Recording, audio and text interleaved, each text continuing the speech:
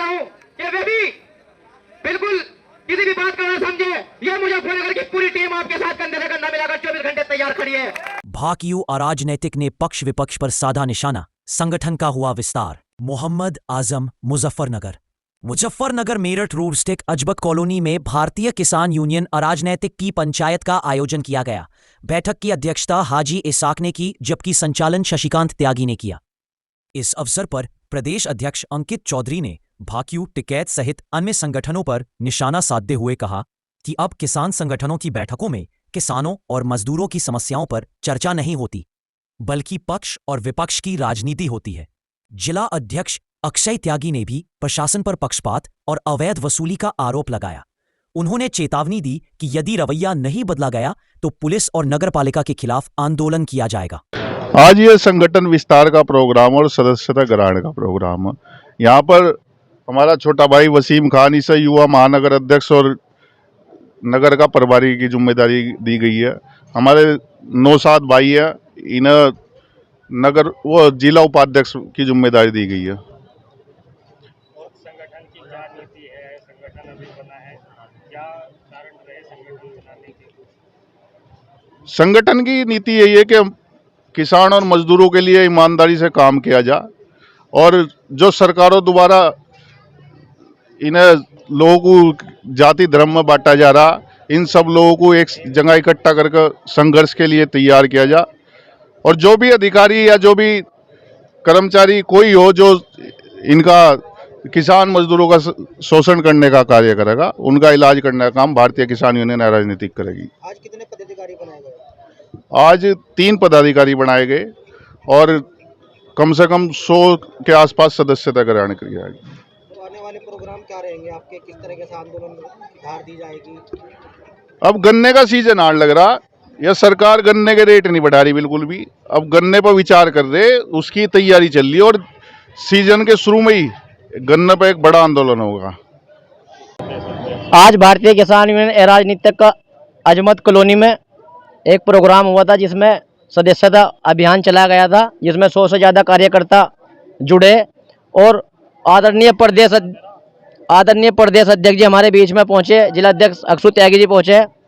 इन्होंने आज मुझे युवा महानगर अध्यक्ष की जिम्मेदारी दी है, और मैं यहाँ की जनता से और सभी लोगों से कहना चाहता हूं कि आप लोगों के किसान मजदूरों की जो भी लड़ाई होगी वो उनके कंधे से कंधा मिलाकर लड़ी जाएगी। और मुद्दे हमारे, सबसे पहला मुद्दा तो किसानों का है, जिसमें पिछले साल भी सरकार ने कोई गन्ने का मूल्य नहीं बढ़ाया था, जिसको लेकर बड़े पदाधिकारियों में चर्चा चल रही है। जल्द ही एक बड़ा आंदोलन होगा, जिससे गन्ने के रेट बढ़ाने के लिए आंदोलन किया जाएगा और किसान मजदूरों की सबकी लड़ाई निश्चित तौर पर लड़ी जाएगी। आज यहाँ अजमत कॉलोनी में संगठन के विस्तार को लेकर जिला अध्यक्ष मुजफ्फरनगर अक्षय त्यागी और छोटे भाई वसीम खान के द्वारा एक प्रोग्राम का आयोजन किया गया था। इसमें संगठन का विस्तार करते हुए कुछ पदाधिकारियों की घोषणा जिला अध्यक्ष जी द्वारा की गई है और बहुत से नए कार्यकर्ताओं को संगठन से जोड़ने की प्रक्रिया ये यहाँ पर आज शुरुआत नगर में, मुजफ्फरनगर में मतलब देहात में तो चल रहे थे, लेकिन नगर में ये पहली शुरुआत हुई। तो इसके लिए संगठन के जिला अध्यक्ष के यहाँ को बहुत बहुत शुभकामनाएं और सभी का आभार। जो लोग नए संगठन से जुड़ रहे हैं उन सभी का हम आभार व्यक्त करते हैं। क्यों जरूरत पड़ी संगठन बनाने की और बहुत संगठन मुजफ्फरनगर में चल रहे हैं?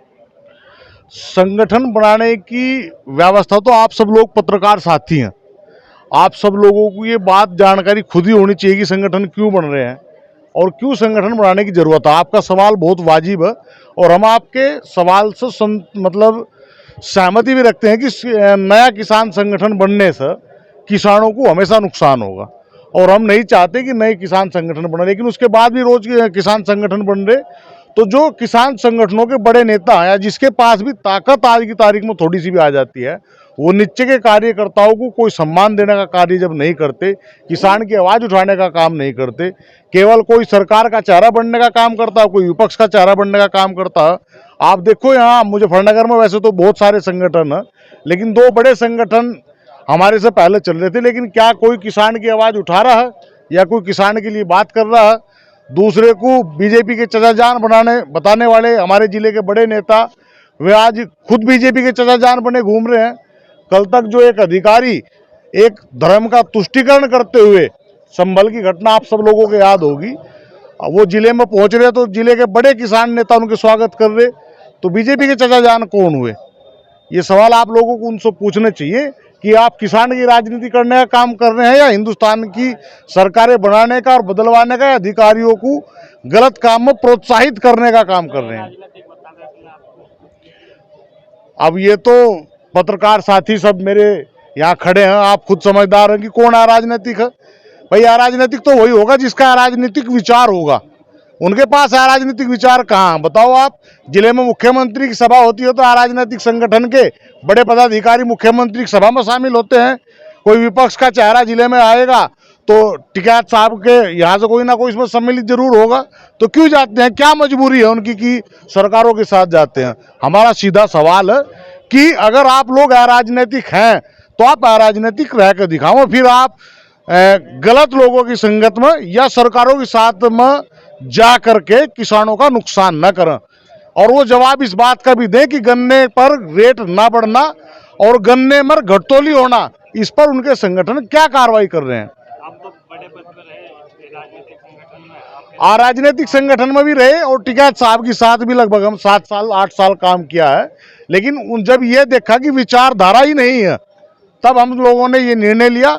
हम चौधरी राजवीर सिंह की अध्यक्षता में चौधरी डल्लेवाल जी, जो जगजीत सिंह डल्लेवाल जी हैं, पंजाब में संगठन चलाते हैं अपना, जो भारतीय संयुक्त किसान मोर्चा गैर राजनीतिक है, उनके नेतृत्व में हम सब लोग कार्य करने के लिए आगे आए हैं।